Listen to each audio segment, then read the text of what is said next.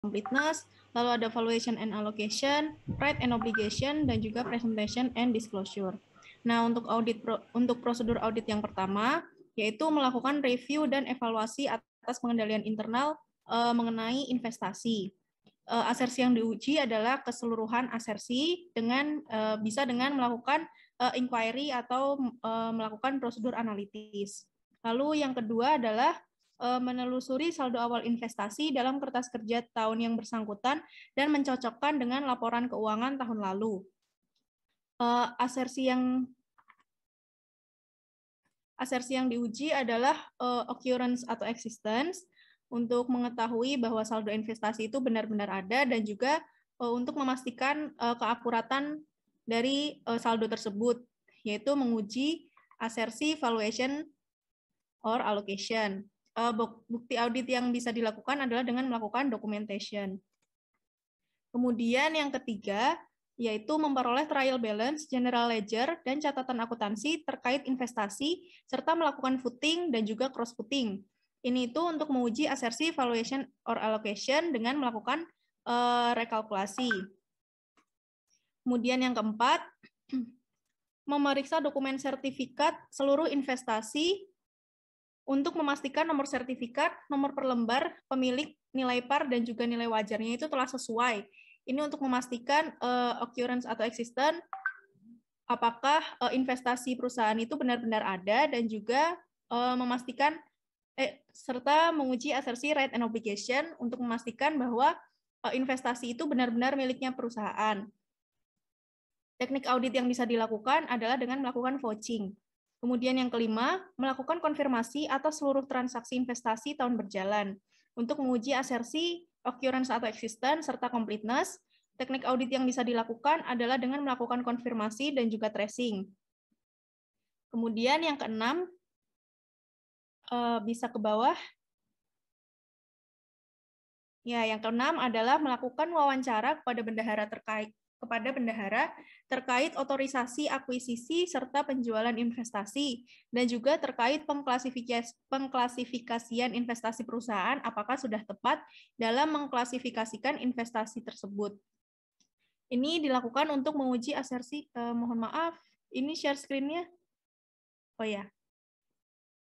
Prosedur audit yang keenam ini dilakukan untuk menguji asersi, existence dan occurrence, dan juga valuation and allocation.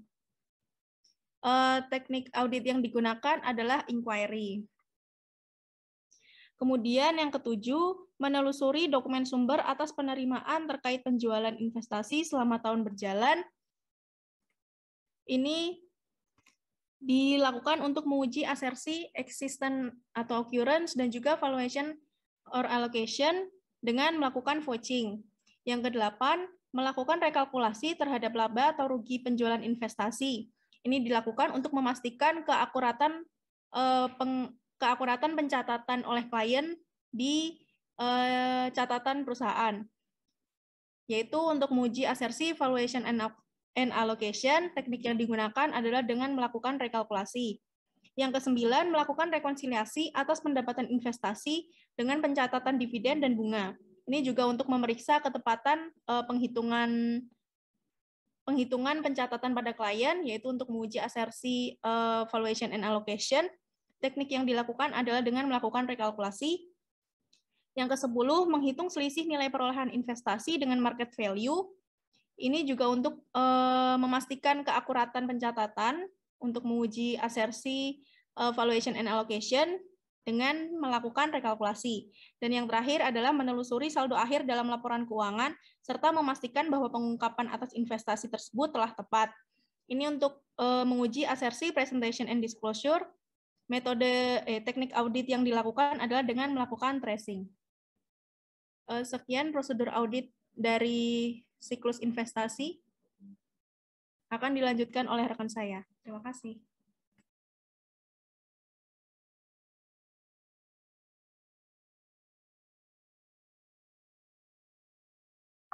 Oh, halo.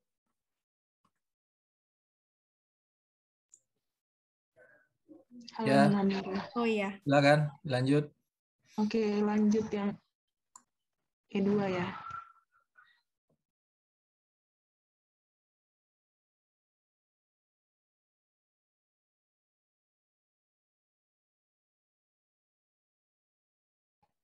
kepada Asrafi, silahkan.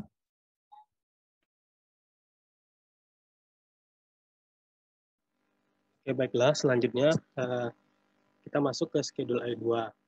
Nah, di schedule E2 ini ada informasi di soal bahwasanya pada tanggal 31 Desember auditor itu ditemani oleh si treasurer ya Lilian Stockton itu melakukan pengecekan ke safe deposit box-nya perusahaan yang menyimpan securities daripada milik Apple Blossom ini ya. Nah, hasil dari pengecekan itu tertera di schedule E2 yang tertera di halaman 167 Keybook Apple Blossom. Nah, apa saja sertifikat sekuritasnya? Yang pertama itu adalah Southwestern Telecom, yang kedua ada McCormick, terus ada Solar Energy, terus juga ada bonds ya dari Sears Credit. Nah, untuk number of shares-nya yang pertama itu dari Southwestern ada 1.425, kemudian dari McCormick ada 200, dan dari Solar Energy ada 600, dan dari Sears Credit itu ada sebanyak 75. Nah,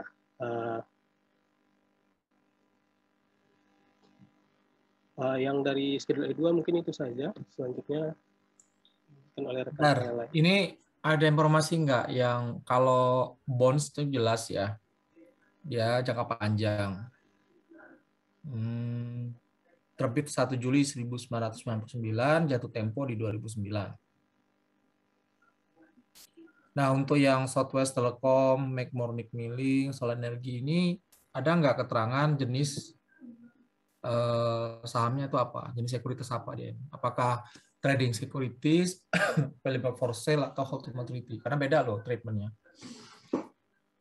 Ada nggak informasinya?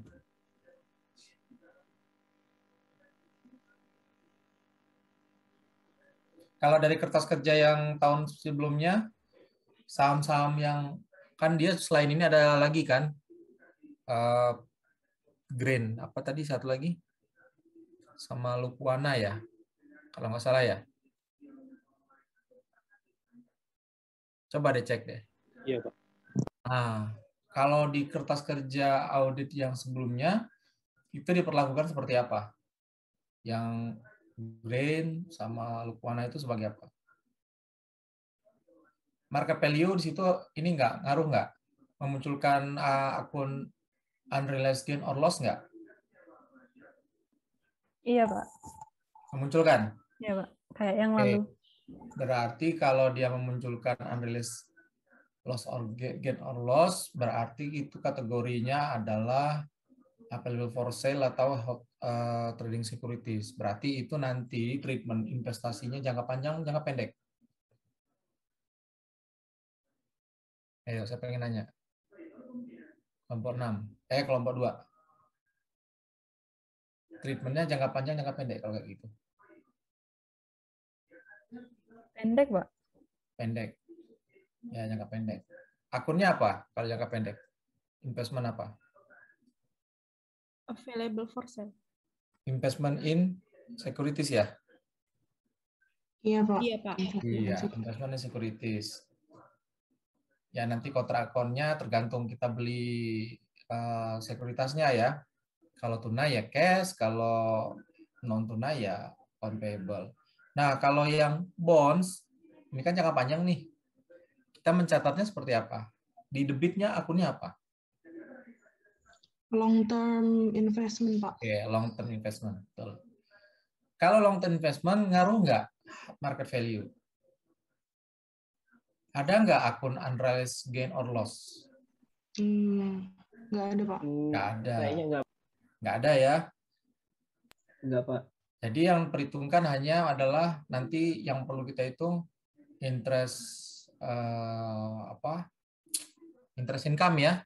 Iya. Interest income, kemudian Interest receivable. Interest receivable, sama kalau ada selisih antara interest income dan interest receivable, kemana larinya? Amortisasi. Amortisasi. Ya. Jadi beda ya. Biar ini maksud saya biar asumsinya sama nih kita gitu ya. Jadi untuk Southwestern Telecom, McCormick Milling, Solar Energy ini dia adalah sebagai investasi jangka Jangka pendek, jangka panjang. Ada nggak informasinya? Info.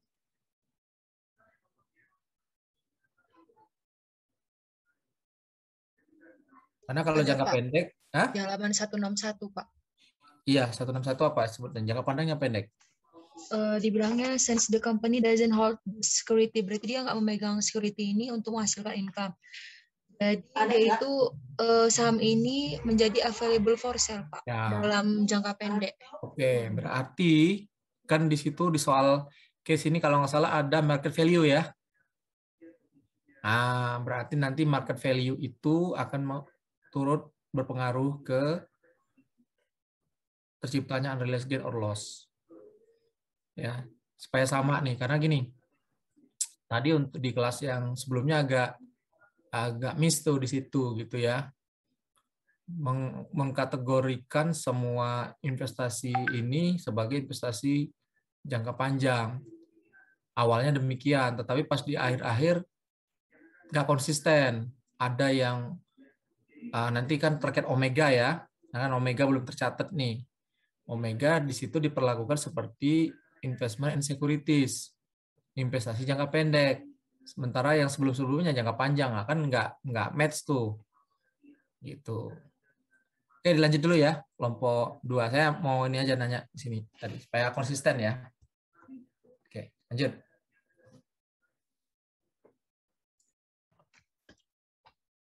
Berarti next ke schedule selanjutnya ya. Yang E4.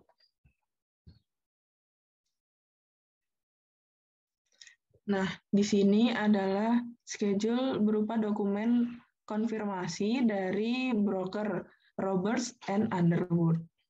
Nah, berdasarkan dokumen konfirmasi tersebut, dapat ditemukan informasi detail transaksi investasi yang telah dilakukan si klien melalui broker Roberts and Underwood selama tahun 2003.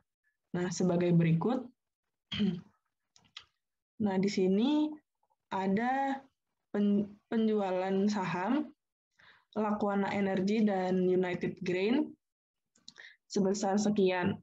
Nah, itu commission-nya akan mengurangi harga jual. Lalu ada juga pembelian yang pertama itu debentures atau bonds dari Sears Credit Corp sebesar 75.000 parnya atau future value-nya ya. Nah, di sini belinya sebesar 72.173. Lalu di bawahnya ada pembelian McCormick Wet Milling, Solar Energy, dan Omega Data System. Nah, commission-nya akan menambah ke harga beli, ke net harga belinya. Nah, lalu di bawah ini ada notes.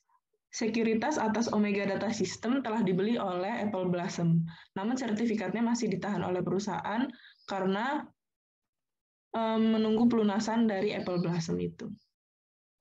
Mungkin sekian dari surat konfirmasi. Silakan lanjut ke schedule berikut. Bentar. Nah, bentar ya, sebelum lanjut. Ya. Ini kan dia ada pelepasan investasi ya, dia jual ya. Nah, dia jual ini berapa tuh dapatnya uangnya dia? 170, 180 Pak. Itu harga jualnya. Enggak. Maksudnya yang uang yang dia terima berapa? Oh, netnya ya Pak. Ya, netnya aja. 1372 ya, 372.243. Oke. Nah, ini nanti berkaitan dengan kelompok yang berikutnya ya, yang kas. Ini kan dia jual ya, jual saham nih, ya kan? Kalau kita jurnalnya gimana? Di debit berarti apa? Kas ya, ya kan? Kas. Nah, tapi di sini kita nggak ada informasi nih, kasnya itu kas yang mana, bank mana gitu kan? 372 sekian, kemudian apalagi di sisi debit?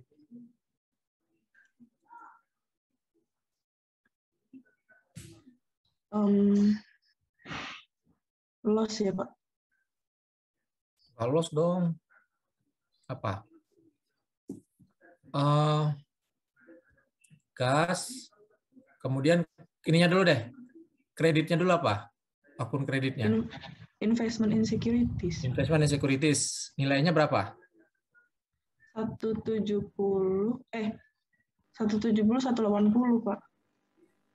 170, 180. Enggak, langsung kita gabung aja gitu. Dua-duanya. Lakukan sama United Grand ini. Itu tadi, Pak. Sumnya. Nah, yang menarik itu commission. Commission itu nanti di mana dia akunnya? Di debit apa di kredit? Debit, Pak. Debit. Iya, dia mengurangi cash. Jangan bingung. Saya Iya, cuma ngetes doang lah. Deg-degan, Pak. Iya, Pak. Ya, kalau nggak presentasi, bisa, Pak. Ya, saya ngetes aja. Jadi, secara akun kan, long lagi. Investment in securities itu dikredit sebesar 170, 180 ditambah 202, 230, sekitar 372, 410 ya. 372, 410. Nah, kemudian di sisi debitnya cash besar 372, 243, kemudian komisi sebesar 167 gitu. Nah, ini untuk yang siklus kas ini harusnya ngaruh gitu ya. Artinya nanti ada pemasukan walaupun memang ini tadi kapan ini transaksinya terjadi 30 Januari sama 17 April ya. Ya bisa saja sih memang diasumsikan misalkan kita asumsikan bahwa uang hasil penjualan saham ini sudah masuk gitu di kas yang sudah ada saat ini gitu ya. Kan ini ceritanya kan kita 2004 kan melakukan auditnya atas laporan keuangan tahun 2003 ya kan, gitu ya. Gitu. Cuman nggak tahu nih, nggak ada informasi ya di sini ya di soal ini bahwa uangnya ini sudah diterima. Anggaplah diterima gitu. Nah, demikian juga dengan pengeluaran ya. Dia beli kan. Nah, dia kan beli di sini ada 4 instrumen baru, 3 saham, 1 obligasi. Nah, yang diperlakukan sebagai yang long term yang mana? Yang itu, Pak, Sears Credit. Oke, yang obligasi ya. Iya, Pak. Swiss Credit Corp itu kan 10 tahun 10%. Nah, itu yang nanti 75. Nah, sekarang saya nanya dulu nih. Ini dia 75 lembar. Parnya 75.000. Tapi kita bayar 72.000. Ini disebut sebagai apa? Premium atau diskonto? Diskon, Pak. Diskonto. Ya. Diskonto ya. Karena nilai yang kita bayar lebih rendah daripada nilai par. Iya. Nah, jangan lupa. Ya, kalau muncul pertanyaan-pertanyaan kayak gitu harus bisa jawab tuh. Parnya kan 75.000 tapi kita bayar 72.000. Nah, sebaliknya kalau misalkan ini kita bayar 77.000 misalnya gitu. Maka ini adalah obligasi premium. Sama-sama amortisasi, sama-sama diamortisasi nggak kira-kira? Iya, Pak. Sama ya, sama-sama diamortisasi. Cuma bedanya kalau premium nanti lama-lama menyusut sama dengan nilai par ya. Kalau diskonto dia nambah, ya kan? Kayak gitu. Oke, lanjut.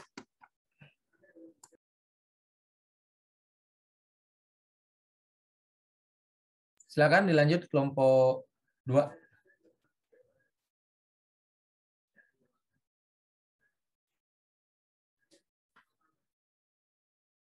Siapa lagi yang bakal lanjut ininya, presentasinya? Farhan, Pak. Ya. Tapi sepertinya lagi gangguan sebentar, Pak. Oh, di-handle dulu sama yang lain.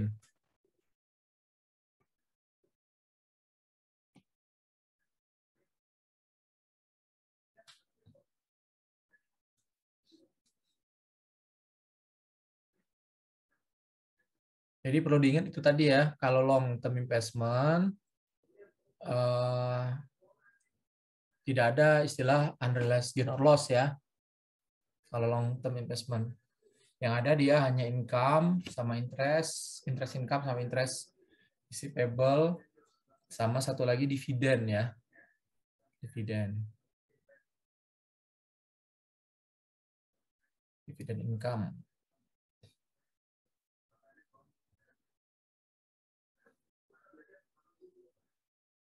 Mungkin karena Farhannya belum bisa presentasi yang S1 sekarang, kita lanjut ke E6 dulu. Nah, di E6 ini adalah schedule yang berdasarkan soal ya. Jadi di soal ada perintahnya. Jadi ada informasi di soal, on Juli 2003, Miss Stockton membeli investment bond milik Sears Credit Corp. Nah, bonds-nya 10 tahun, issue date-nya di sini 1 Juli 98 dan mature-nya 1 Juli 2008 dengan bearing interest 10%, dibayarnya semi annually 1 Juli dan 1 Januari tiap tahunnya. Yield-nya 11%. Nah, di sini ada informasi juga, Apple Blossom intends to hold this bond until maturity. Nah, di sini determine apakah kamu membutuhkan schedule E6 untuk investment in debt securities. Nah, di sini kita membutuhkan schedule tersebut ternyata. Nah, rinciannya itu mungkin seperti ini ya. Ada sebelum membuat ini schedule E6 ini, terlebih dahulu kita bikin schedule amortisasinya. Schedule amortisasi dari debt securities. Nah, seperti yang udah Bapak bilang tadi, di sini adalah bonds discount ya, yang mana dicatat di bawah par value. Di sini dicatatnya carrying value-nya 72.173 dan akan bertambah seiring berjalannya waktu sampai 75.000 parnya tadi. Nah, didapatkan amortisasi pada tahun 2003 ini yaitu 220. Nah, tapi kita lihat ternyata di working trial balance milik klien, bonds ini belum dicatat sebagai long-term investment. Jadi masih nol saldonya di long-term investment. Maka kita harus mencatatnya di AJ. Kita harus mengusulkan AJ sebagai berikut. Nah, kita mencatat long-term investment di debit dan investment securities di kredit. Nah, ini sepertinya mereka mencatatnya tuh masuknya masih ke ini ya, klasifikasinya masih investment securities. Nah, lalu kita harus mengakui juga amortisasinya itu tadi. Nah, makanya kita mencatat miscellaneous receivable di debit, lalu long-term investment atau amortisasinya tadi di debit sebesar 220, lalu mengkredit income from investment sebesar 3.970 tadi. Mungkin sekian dari schedule 6. Jadi kita lihat ya di sini nilai carrying value-nya kan awalnya 72 ya. 72, sebenarnya 72.000 kan tadi ya. Iya, Pak. Itu kan 1 Juli ya kita beli. Nah, kita hitung sampai dengan Kalau setahun kan berapa itu? 3.072, 173 itu udah ada amortisasinya ya, berarti ya selama 6 bulan kan, dari Juli sampai Desember. Jadi sekitar 173 itu amortisasinya. Nah, kalau kita lihat di sini kan nilainya akan semakin naik tuh, mendekati nilai par. Ya, nilai ini menunjukkan bahwa dia adalah diskonto. Kalau premium kebalikan. Nanti pasti carrying value-nya itu mulainya startnya 74 sekian-sekian. 74 sekian-sekian. 7 misalkan harganya 77 ya. 76 sekian, nanti turun sampai ke 7499. Oke. Amortisasi itu dihasilkan dari apa, Mbak Yasmin? Selisih interest receivable itu interest received sama income. Ya. Jadi interest revenue dengan interest receivable ya. Jadi seharusnya kan memang yang kita terima pendapatan setiap tahunnya itu adalah sebesar 3.750. Nah, cuman karena tingkat bunganya lebih tinggi terus ya, dan kita tadi diskonto akan lebih tinggi dia kan. Nah, selisihnya itu harus kita anggap sebagai amortisasi. Dan kebetulan untuk case ini investasi long term investment-nya dia masih bernilai 0 ya, belum berisi karena tercatat di investment in securities, maka dilakukan jurnal balik atau journal adjustment ya, dengan membalik investment in securities ke sisi kredit long term investment 72173. Oke, nanti ditambah dengan 220 jadi long term investment-nya tercatat berapa? 72393. Ya. Oke. Dan lanjut. Iya, Pak.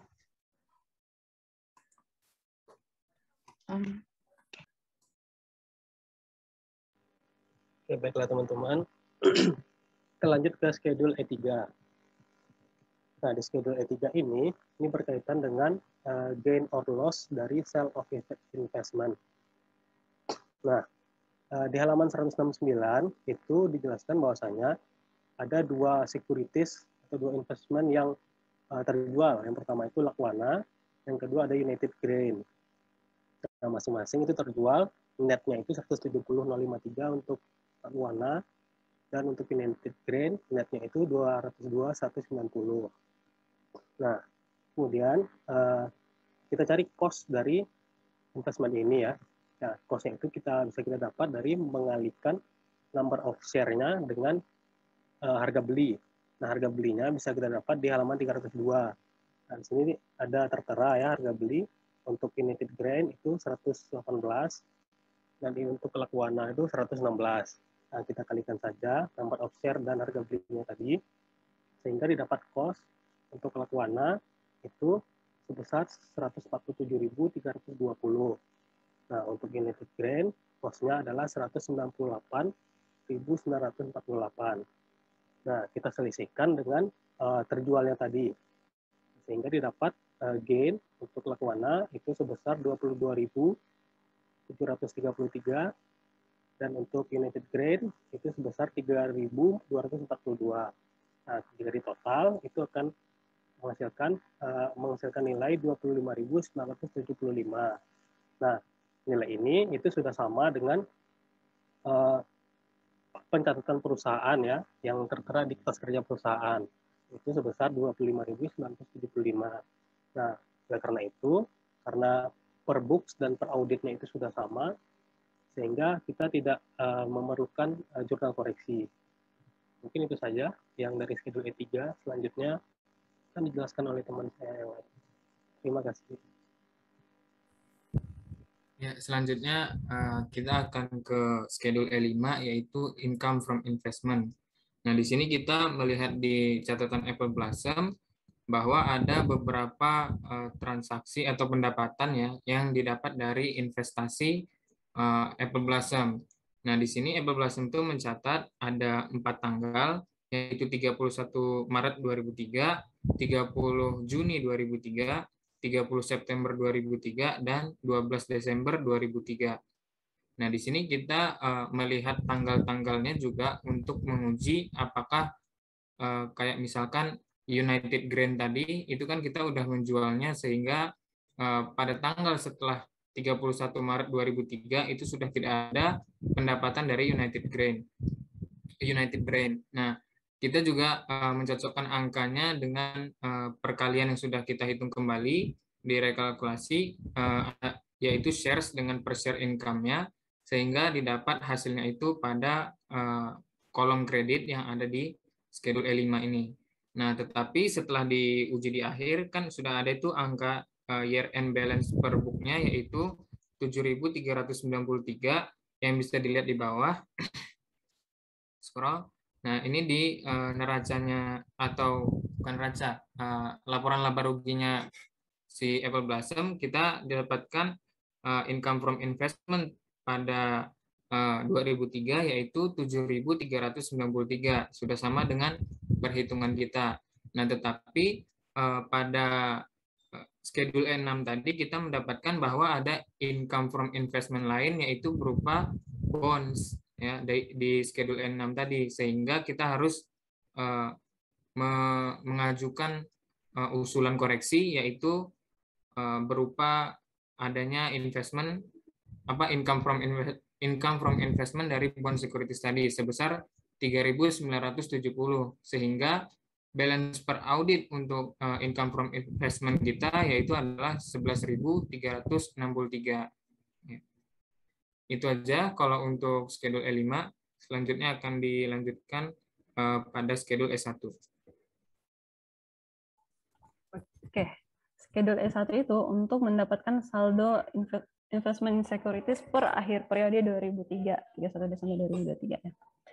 Untuk yang Southern Untuk balance awal 31 Desember 2002 sebenarnya itu kita peroleh dari kertas kerja auditor tahun lalu ya. Cuman ternyata lupa saya masukkan di sini, nggak apa-apa. Jadi ini saldo terkait yang ini semua. Sedangkan yang McCormick, Milling sama Solar Energy kan belum ada ya, di tahun lalu. Oke. Terus lanjut untuk edition, yaitu edition adalah saldo atau investment yang kita peroleh di tahun berjalan. Berdasarkan schedule sebelumnya di berapa ya tadi? Kita ada beli ini McCormick, lalu Solar Energy dan Omega Data. Sebentar. Jadi udah, benar. Oke. Untuk yang Omega Data sebenarnya kan tadi di pengecekan deposit box-nya sebenarnya nggak ada.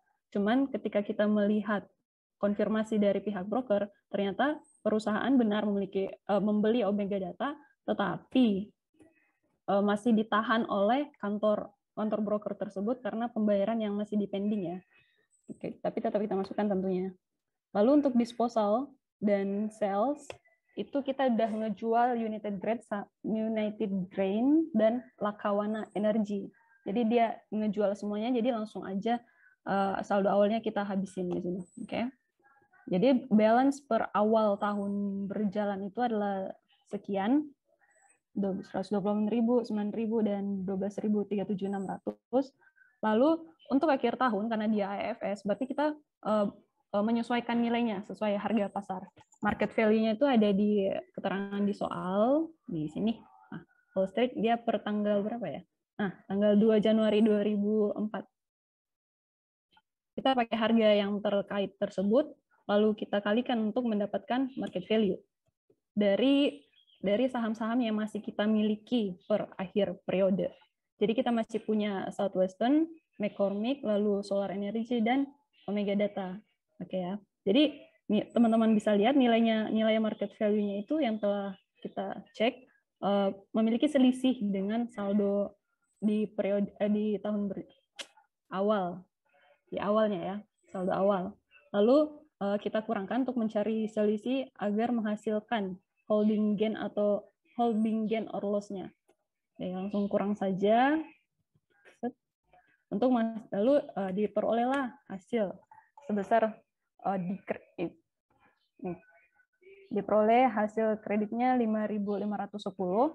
Nah, lalu kita ketika melihat ke neracanya Apple Blossom, dia ada akun allowance for unrealized gain or loss-nya, tapi saldonya 6.473. Bahkan di tahun perakhir 2003 itu saldonya sama dengan perakhir 2002. Berarti kesimpulan yang bisa kami ambil bahwa Apple Blossom memang tidak entah lupa atau tidak menyesuaikan nilai tersebut. Nah, hasil yang ini harus kita koreksi. Karena dia tulisnya debit, sedangkan sebenarnya saldonya adalah kredit, kita ada penyesuaian sebesar 11.983 ya. Nah, sedangkan untuk saldo investment in securities per akhir 2003, kita ada sebenarnya ini udah di voting, hasilnya ada 100.088.460. Nah, ini pun ternyata lagi-lagi nilainya tidak sama dengan catatan perusahaan. Perusahaan memiliki catatan 223.033. Tetapi karena kita sudah melakukan pengecekan pada schedule-schedule sebelumnya, dapat kita ketahui bahwa selisih yang ada di sini itu disebabkan oleh Omega Data System yang belum tercatat dan juga salah klasifikasi atas bond yang tadi ya, yang Sears Corp itu. Jadi dia taruhnya di investment securities, padahal harusnya di long term investment. Langsung loncat ke ini jurnalnya. Kita mengakui Omega Data System sebesar 37.600, lalu mengklasifikasi ulang long term investment atas Sears Corp, Sears Credit Corp, lalu koreksi atas holding gain or loss-nya, ini sebesar 11.983, teman-teman. Oke, lalu setelah kita melakukan semua pemeriksaan atas schedule-schedule ini, kita akan terjemahkan ke dalam schedule utama. Oke, terima kasih. Yang selanjutnya kita masuk ke lead schedule. Jadi di lead schedule ini ada akun-akun yang berkaitan dengan investasi. Ini ada investment in securities, lalu ada allowance for unrealized gain or loss, long-term investment, unrealized gain or loss investment, income from investment, dan juga gain or loss on sale of investment. Nah, setelah kami melakukan mengecek kertas kerja tahun lalu, didapat saldo atas investasi per book tanggal 31 Desember 2003 itu sebesar investment in securities itu 223.333. Lalu ada allowance for unrealized gain or loss itu sebesar 6.473. Long term investment-nya ini belum dicatat oleh perusahaan. Lalu ada unrealized gain or loss investment 6.473, income from investment 7.393, dan juga gain or loss on sale of investment 25.975. Nah, kemudian setelah kami melakukan audit, ternyata kami menemukan beberapa penyesuaian yang seharusnya itu dicatat ke akun-akun investasi tersebut. Maka dari itu terdapat penyesuaian. Yang pertama, yang mempengaruhi akun investment in securities itu ada tadi koreksi atas saham Omega yang belum dicatat, dan juga ada reklasifikasi investasi yang seharusnya dimasukkan ke long term investment, tapi oleh klien dimasukkan ke investment in securities. Maka dari itu diperoleh saldo per audit 31 Desember 2003 atas investment in securities sebesar 188.460. Kemudian ada allowance for unrealized gain or loss. Ini ada penyesuaian dari koreksi untuk selisih unrealized holding gain or loss yang tadi. Maka dari itu saldo per auditnya diperoleh 5.510. Lalu ada long term investment, ini juga terdapat koreksi dari reklasifikasi dan juga pengakuan atas interest revenue. Maka diperoleh saldo per audit 31 Desember 2003 sebesar 72.393. Kemudian yang selanjutnya ada unrealized gain or loss on investment. Ini ada koreksi dari selisih unrealized holding gain or loss, maka diperoleh saldo per auditnya sebesar 5.510. Kemudian ada income from investment sebesar 3.970, ini atas koreksi atas interest revenue, maka diperoleh saldo per auditnya yaitu 11.363, dan yang terakhir ada gain or loss on sale of investment, di sini tidak ada penyesuaian, maka saldo per auditnya sama dengan saldo per booknya, yaitu sebesar 25.975.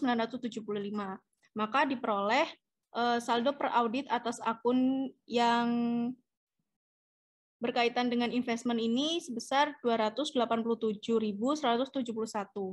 Nah, setelah melakukan rekalkulasi, kami melakukan footing dan cross footing untuk memastikan keakuratan angka yang telah dicatat. Lalu kesimpulan yang dapat diambil adalah setelah melakukan audit atas siklus investasi, kami menemukan beberapa kesalahan sehingga perlu adanya jurnal penyesuaian. Sekian dari lead schedule dan dari kelompok kami. Kurang lebihnya kami mohon maaf, mohon koreksinya Pak. Terima kasih. Oke, terima kasih. Kita kasih close dulu secara virtual. Kelompok 2, ya, atas presentasinya. Baik, sudah clear ya tadi ya untuk investasi. Jadi intinya tadi di investasi itu yang perlu kita cermati adalah pertama jenis investasinya, ya. Karena itu pasti akan membedakan perlakuan atas investasi tersebut. Contoh, tadi saya sudah sebutkan kalau investment and securities itu kan untuk investasi-investasi yang sifatnya tidak untuk dipegang lebih dari 12 bulan. Jadi dia untuk diperjualbelikan lah gitu ya. Ketika market value-nya mungkin bagus, naik, menguntungkan, mungkin dijual. Gitu ya. Nah, berbeda dengan yang long term investment. Long term investment, dia tidak aspek market value nggak begitu ini ya, nggak begitu berdampak gitu loh. Karena dia tujuannya adalah jangka panjang. Nah, biasanya memang untuk jangka panjang itu bentuknya ada obligasi ya. Ada juga sih saham ya yang kita sebut sebagai hold to maturity ya kan. Saham yang ibaratnya kita punya kepemilikan saham di suatu perusahaan di mana saham-saham itu tidak untuk kita jual untuk jangka waktu tertentu. Karena kita pengen jadi pemegang saham di situ misalnya. Nah, untuk yang seperti itu ya market value nggak akan ngaruh juga gitu ya. Dia hanya akan menghitung berdasarkan apa? Dividen ya, dividen income. Nah, sementara yang akun unrealized gain or loss tadi muncul akibat dari tadi ya status sekuritas yang kita perlakukan sebagai komoditas sebenarnya yang akan kita perjualbelikan dalam jangka waktu tahun berjalan. Itu investasi ya, jadi perlu dicermati di situ. Yang berikutnya tadi masalah pencatatan, hati-hati. Coba boleh munculin lagi nggak tadi yang kelompok 2? Saya mau lihat lagi ini yang jurnal penyesuaiannya. Karena tadi di yang sebelumnya tuh dia salah gitu ya, harusnya income.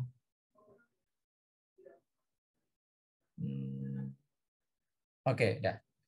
Di sini udah benar nih income from investment ya, atau investment income. Kalau yang sebelumnya tadi dia di kreditnya adalah long term investment gitu. Saya kok long term investment gitu kan. Yang 3970. Ya. Nah, ini udah benar ini. Ya. Kebetulan di chart of account-nya nggak ada ini ya, nggak ada interest receivable, nggak ada ya. Akunnya adanya miscellaneous receivable ya, untuk menampung interest receivable itu. Oke lah, nggak apa-apa. Nah, yang terpenting tadi ya, bahwa apa namanya pengakuan pendapatannya itu income gitu ya. Tadi di kelas yang sebelumnya itu dia mencatatnya sebagai long term investment. Di situ saya koreksi. Untuk investment itu aja sebenarnya ya intinya. Jadi yang perlu dicermati adalah pertama jenis investasinya, apakah jangka pendek atau jangka panjang. Kalau jangka pendek berarti di situ market value akan berpengaruh sehingga memunculkan yang namanya unrealized gain or loss. Nah, terhadap unrealized gain or loss yang tercatat pun harus dicermati apakah itu sudah tepat atau belum. Kan kalau di contoh kasus ini kan salah kan dia kan? Dia mencatat debit ya tadi ya Mbak Cantika ya, debit berapa Iya sih? Pak, dia debit. Debit 6.000 sekian ya kalau nggak salah ya. Ya Pak.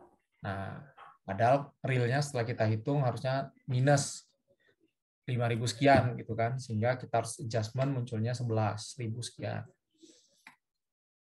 Untuk investasi di situ aja sih sebenarnya ya. Sama tadi jenis ya. Jenis obligasi juga harus dicermati apakah dia diskonto atau premium. Nah, itu akan sangat berpengaruh dalam perhitungan amortisasi atas obligasi tersebut. Oke, itu investasi. Sampai sini Pak, ada yang mau bertanya? izin bertanya, Pak. Ya, Mbak Putri, silakan.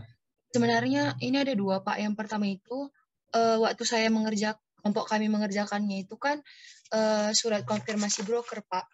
Itu kami menemukan kesalahan, Pak. Jadi kan itu totalnya itu ada 1686. Itu kan dikali 120, itu dia totalnya 202.320, Pak.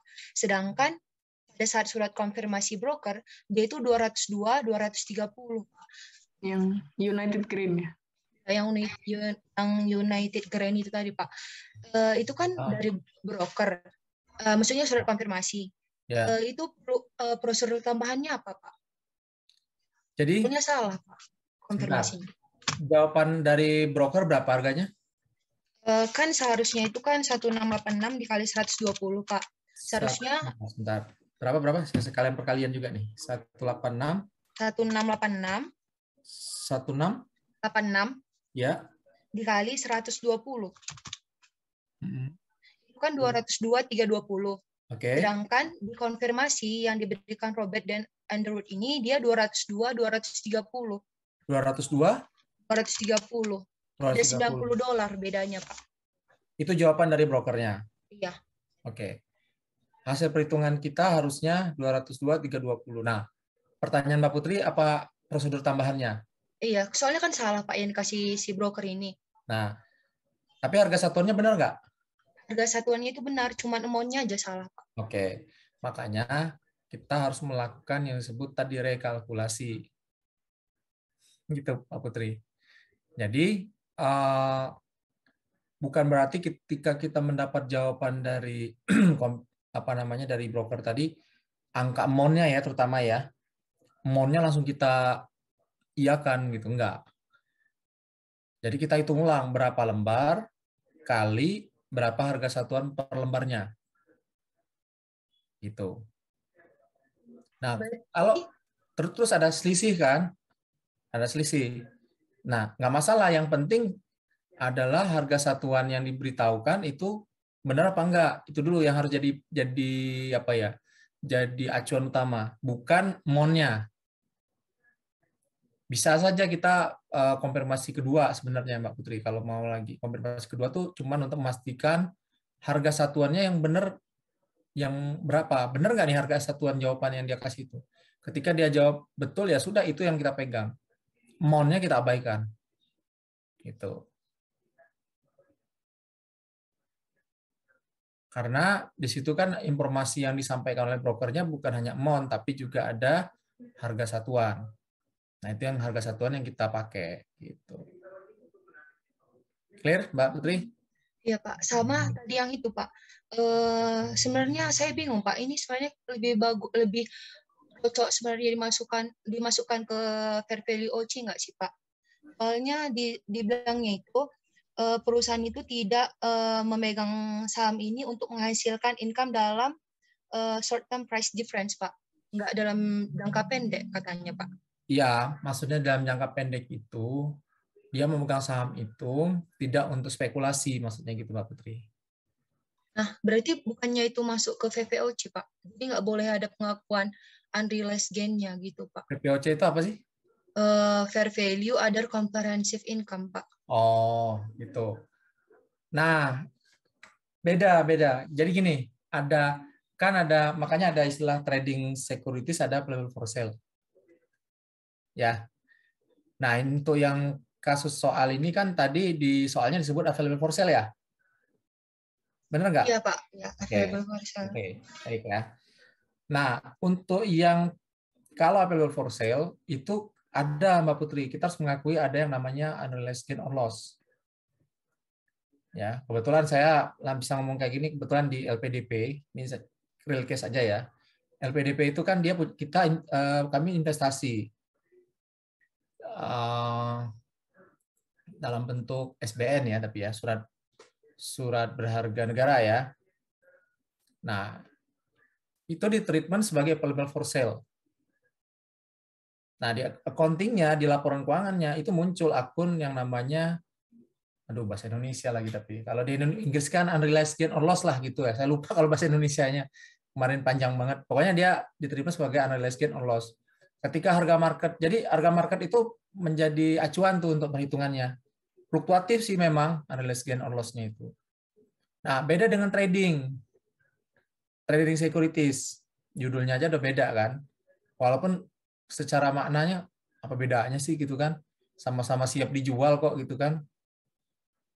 Cuman kan yang satu available for sale itu dia bisa dipegang dalam tempo waktu tertentu gitu loh, nggak segera dijual. Kalau trading ya namanya trading, ketika harga naik dikit udah lepas gitu, benar-benar spekulatif lah gitu, benar-benar nyari keuntungan itu dari situ. Nah, sementara kalau available for sale dia bisa menahan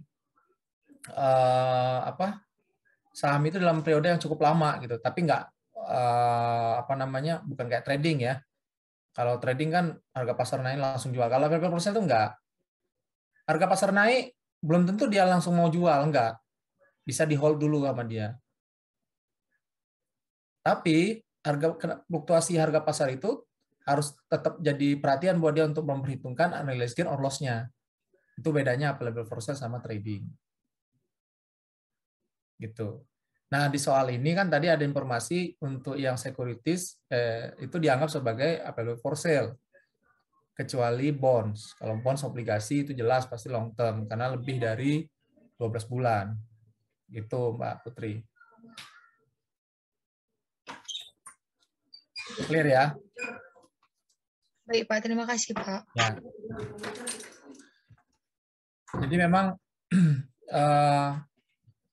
itulah kenapa saham itu dibedakan kategorinya. Gitu. Walaupun memang pada dunia nyatanya mau hold to maturity, mau available for sale, mau trading securities, itu sama aja jenisnya gitu. Bentuk wujud sahamnya ya, nggak ada tulisan di situ ini saham hold to maturity, ini saham available for sale, nggak ada. Itu kemana baliknya? Ke niat. Niat wujudnya ada nggak? Enggak kan? Nggak konkret, niat itu abstrak gitu. Intensional. Makanya kembali ke niat si pembeli atau pemegang saham itu. Dia mau ngapain nih? Saham ini diperlakukan sebagai apa? Mau available for sale, mau hold to maturity atau apa? Kalau dia pegang saham itu dalam jangka waktu lebih dari 12 bulan, tapi nggak sampai lama-lama banget juga, maksudnya sampai bertahun-tahun gitu ya, 2 tahun atau 3 tahun gitu. Itu masih bisa dikategorisasikan sebagai available for sale. Tapi kalau dia megang saham itu sampai 5 tahun, 6 tahun, nah udah, atau hold to maturity itu pasti. Kalau hold to maturity, kata Mbak Putri tadi, nggak boleh dia mengakui sebagai ada munculnya selisih antara market value dengan harga perolehannya ya. Nggak ada. Gitu. Karena niatnya bukan untuk dijual kan, tapi untuk benar-benar dia sebagai pemodal, pemegang saham gitu. Itu tuh investasi. Ya. Unik sih memang ya, investasi itu. Seperti saya sampaikan tadi, nggak ada tulisan di kertasnya itu, ini jenis saham trading securities gitu. Ini nggak ada tulis, nggak. Pokoknya saham ya saham gitu. Terus bagaimana cara kita membedakannya, mana yang trading securities, mana yang for sale, mana hold to maturity? Dari perlakuan si pemegang saham terhadap saham itu. Kalau dia beli hari ini, besok dia jual. Terus lusa beli lagi, terus jual lagi, ya udah itu trading securities kalau kayak gitu. Tapi kalau dia beli, terus dia pegang dulu, dia simpan setahun misalnya, atau maksimal 2 tahun, nah itu masih bisa available for sale. Ya, tapi kalau dia beli, terus dia simpan, nggak dia jual-jual, sampai 5 tahun, 6 tahun, 7 tahun, nah itu berarti hold to maturity. Tahunya dari mana? Ya kita harus ngobrol. Ngobrol sama pemegang sahamnya. Bapak beli saham motivasinya apa, Pak? Gitu. Oh, motivasi saya pengen cari untung sesaat. Nah, udah trading tuh pasti. Trading securities tuh. Tapi Bapak mau beli saham, motivasinya apa? Motivasinya ya saya pertama pengen investasi, saya cari untung gitu. Tapi nggak dalam jangka waktu yang singkat juga gitu. Ah, itu available for sale tuh. Ya. Berarti bukannya dimasukkan jadi OC tetap, Pak. Saya kayak masih, soalnya kan saya baca lagi kan Pak, catatan AKM saya gitu kan Pak. Itu memang sama-sama kayak Bapak bilang, pengakuan unrealized holding gain atau loss. Soalnya saya bingung kali waktu ini Pak. Terus, tapi itu tadi Pak, bedanya itu kalau di catatan saya Pak, tapi kan nggak tahu lah waktu itu saya ngantuk atau nggak gimana kan. Jadi itu dia itu kan investasi itu waktu semester 4 itu dia ada juga yang apa tadi Pak, yang jadi dibagi dua dulu, non trading sama trading. Nah terus yang kalau trading dia itu unrealized holding gain atau loss-nya itu diakui sebagai net income. Yang B itu investasi saham fair value OC, dia itu available for sale, dia itu tidak untuk diperdagangkan dalam jangka pendek, dan entitasnya untuk memilih menggunakan opsi VVOC, maka selisihnya itu bukan dimasukkan ke net income, tapi dimasukkan ke dalam OC, Pak. Jadi nanti realized holding gain-nya itu ditutup ke OC. Gitu, Pak. Mungkin ini ya, itu treatment dengan IFRS ya, Mbak Putri ya. Ya kan? Itu treatment dengan IFRS mungkin iya ya. IFRS kan sekarang setiap tahun ya, setiap periode kan mesti harus ada semacam apa ya namanya ya, penilaian ulang ya, atau apa ya kayak gitu ya. Ya jangankan investasi, aset tetap pun kan harus dinilai ulang kan kalau dengan pendekatan IFRS ya. Artinya di situ nanti muncul gain or apa gitu kan. Ya memang agak rumit sih ya kalau IFRS. Mbak Putri ya. Kalau pendekatan yang lama, pendekatan yang Amerika sentris ya. Kalau IFRS kan Eropa nih, kontinental gitu ya. Kalau Amerika kan gampang aja. Kalau kayak aset contohnya harga perolehannya berapa, terus disusutkan metode penyusutannya seperti apa, ya udah tinggal nanti setiap tahun kita nggak perlu nilai ulang. Tapi kalau IFRS kan enggak. Nah kayaknya investasi pun sama. Investasi dengan pendekatan IFRS kayaknya seperti itu. Nanti treatmentnya ada begini begitu gitu ya. Kalau saya mungkin berpikirnya dulu belajarnya saya masih American sentris, ya accounting American sentris dulu masih pakai PASB segala macam itu. Jadi beda treatmentnya. Nah apa itu nanti saya baca juga deh, saya pelajari lagi deh. Bisa jadi. Ujian gimana Pak? Ujian nggak apa-apa, ujian mah nggak ada ininya, nggak sampai segitu-gitu juga kok, tenang aja. Soalnya udah banyak yang beredar gitu loh Pak. Oh, itu yang beredar. Agak susah ujiannya. Itu yang beredar kan? Yang realnya kan belum. Jadi boleh pakai asumsi yang kita ketahui ya Pak? Boleh aja, nggak apa-apa. Pakai asumsi yang penting gini, kayaknya nggak sampai serumit itu juga ya. Kayaknya nggak sampai serumit itu juga. Artinya tetap nanti akan apa namanya dikasih tahu. Kayaknya ini kalau Apple Blossom ini, kalau saya baca bukunya, itu kan dia perusahaan Amerika. Kayaknya American sentris, jadi pendekatannya akan agak berbeda gitu. IFRS tuh agak ini sih, saya juga pernah ikut pelatihannya ya, lumayan ya kalau saya ya, kalau kalian nggak tahu mungkin gampang itu gitu kan. Kalau saya terus terang agak memahaminya tuh agak dikit, waduh, yang notabene udah belajar akuntansi juga dulu gitu ya, terus belajar lagi IFRS. Waduh, rumit juga nih. Setiap tahun aset mesti dihitung lagi. Harga present value-nya berapa, fair value-nya berapa, nanti terus isinya ada gain or loss apa. Wah, ini udah gitu nama laporannya ini lagi statement of apa, statement. Alah, ribet banget, mendingan dulu gitu balance sheet gitu kan, income statement atau apa gitu. Sekarang kan statement of apa bla gitu kan. Panjang lah pokoknya. Ya ini gini lah ya kalau kita ya korban apa, kita kan pasar ya, bukan pencipta sistem gitu ya. Jadi kalau yang kuat Amerika ya kita ngikut Amerika gitu kan, standar Amerika. Sekarang standarnya yang lagi kuat Inggris nih IFRS, ya udah kita ngikut Eropa. Gitu aja terus. Ya makasih Mbak Putri. Terkait itu tadi saya rasa soalnya nggak akan sampai segitu-gitu kok. Tenang aja. Baik, Pak. Soalnya bingung juga, Pak. Soalnya yang dipelajari itu macam OC gitu-gitu loh, Pak. Ada recycling, no recycling gitu, Pak. Mau aduh. Kalau accounting-nya mungkin kalian diajarinya yang IFRS karena sekarang kita di Indonesia juga menganut IFRS juga. Itu. Padahal di Amerika sendiri mereka nggak mau pakai IFRS. Mereka tetap aja dipakai yang kelas B-nya dia gitu ya. Cuma kan karena kita ini negara yang ya follower lah, kita kan follower ya, bukan kreator, jadi ya nurut aja lah gitu.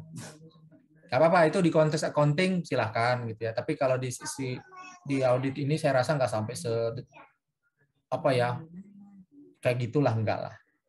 Dari kemarin kita nggak pakai ini nanti konteks IFRS begini, pasti gini, enggak kan. Pokoknya ya soalnya begini, karena di bawah betul ketika kita mengaudit laporan keuangan itu yang harus kita pahami adalah standar akuntansi keuangan. Ya kan? Itu satu.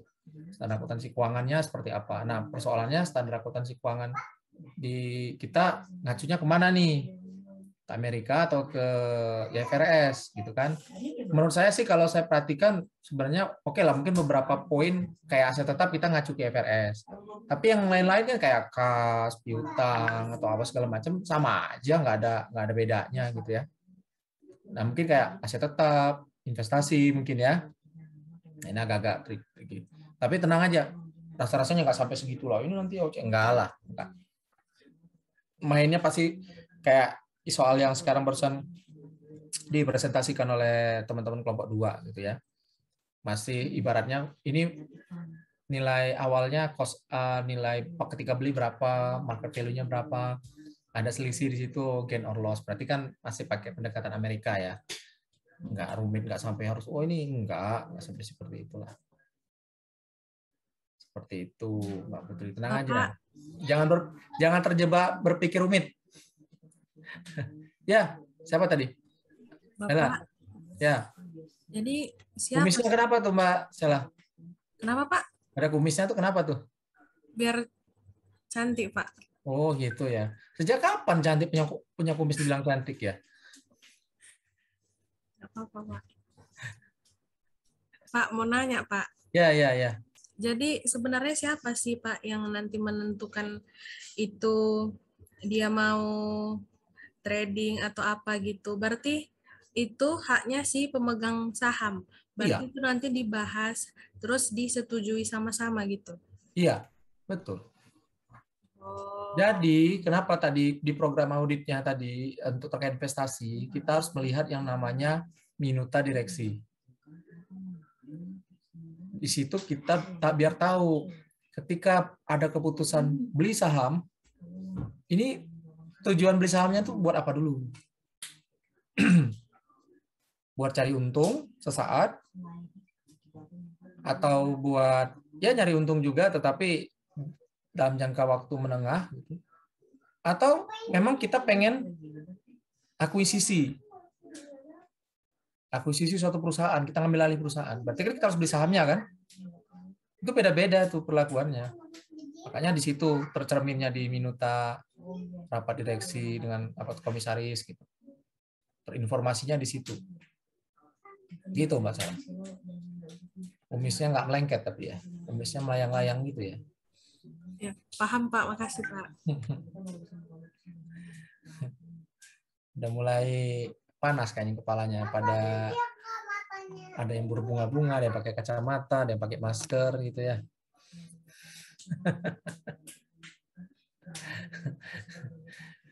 Jangan gini loh, ini nggak tahu ya nasihat atau apa ya, tapi kalau saya ngajar gini, berpikirlah kalau menghadapi suatu persoalan itu berpikirlah sesederhana mungkin. Nah, jangan terjebak di berpikir rumit. Seringkali kita tuh, wah kayaknya begini, wah ini enggak sih. Kalau kita biasa berpikir rumit, nanti memandang suatu persoalan yang mungkin simpel, kecil, sederhana, jadi rumit gitu loh. Padahal kalau kita sudut pandang kita sederhana, wah cuma gitu doang gitu. Gitu. Jadi saya tuh selalu gitu ya. Kebetulan saya orangnya pemalas kali ya.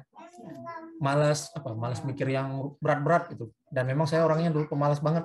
matematika tuh saya paling jelek lah gitu ya. Makanya dulu SMA saya termasuk orang yang apa ya,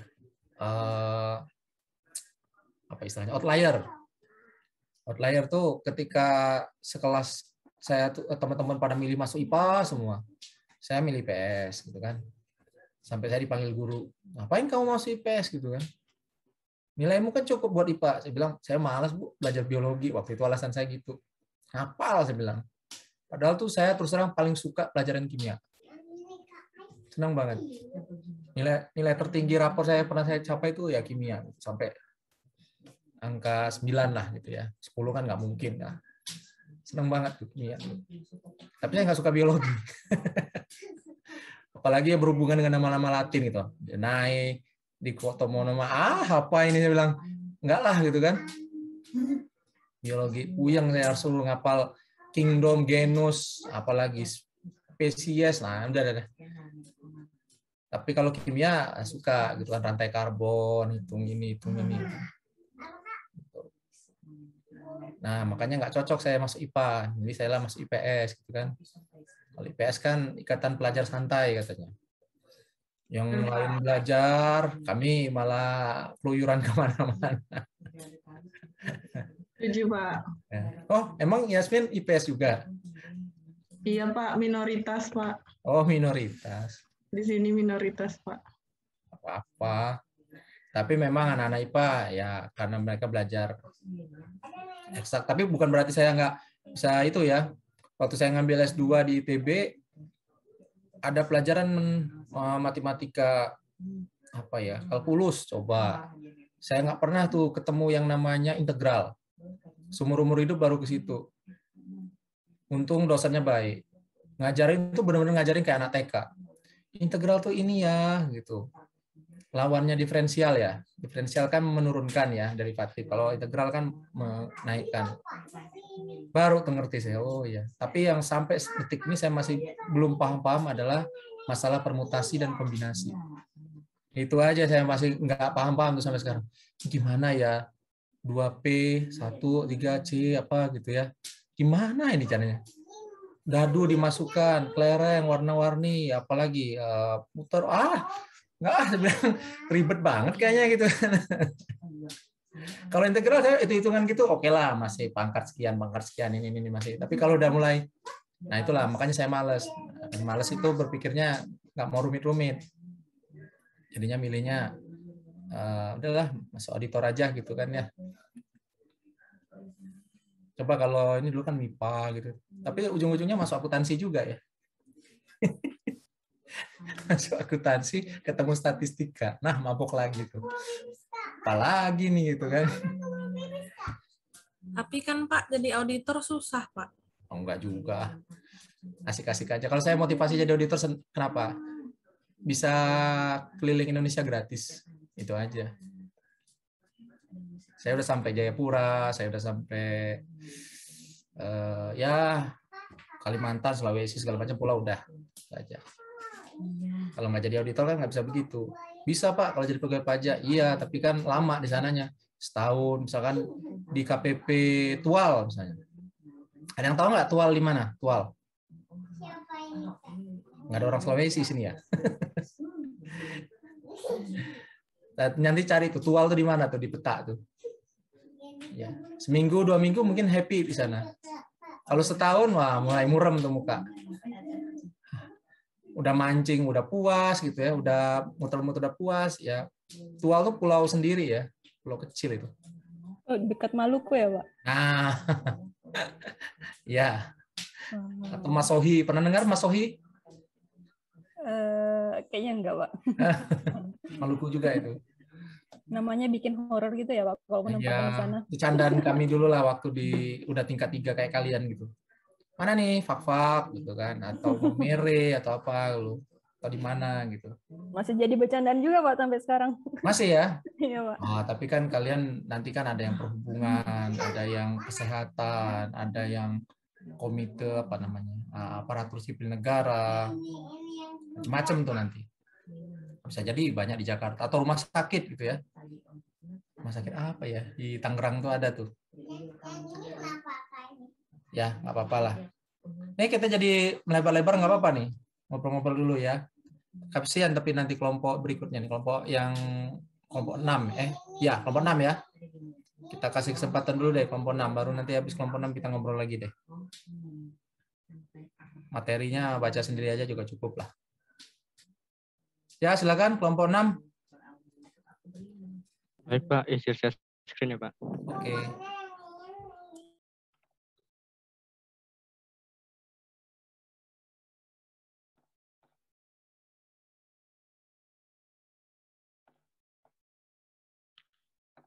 Baik,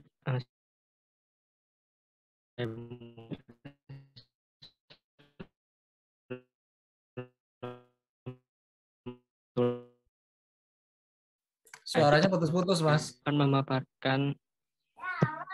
Oh, iya Pak, bentar. Baik, sudah jelas belum ya Pak?